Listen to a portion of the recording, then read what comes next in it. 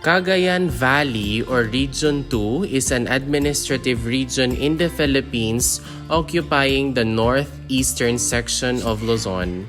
It covers 5 provinces, namely the province of Batanes, the province of Cagayan, the province of Isabela, the province of Nueva Vizcaya, and the province of Quirino.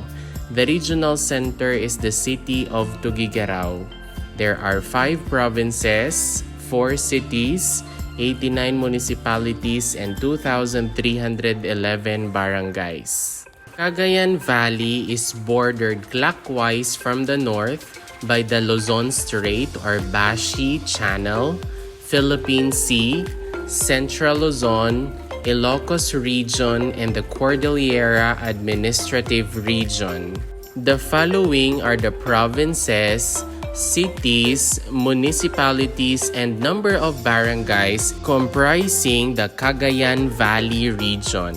The 5 provinces are the following: the province of Batanes with 0 cities, 6 municipalities, and 29 barangays.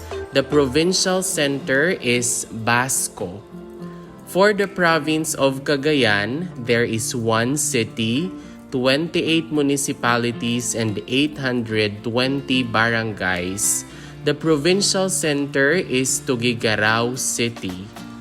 For the province of Isabela, there are 3 cities, 34 municipalities, and 1,055 barangays. The provincial center or the provincial capital is Ilagan City.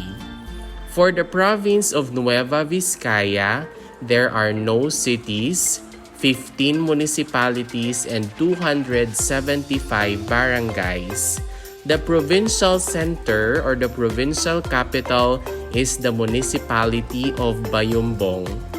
For the province of Quirino, there is no city, 6 municipalities, and 132 barangays.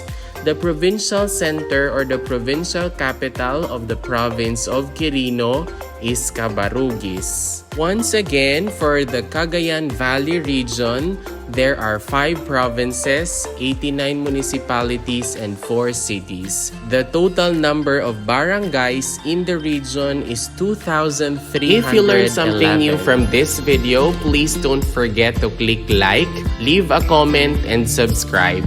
Moreover, you might also want to watch the next video on the screen. Maraming salamat, thank you for watching, and see you in the next video.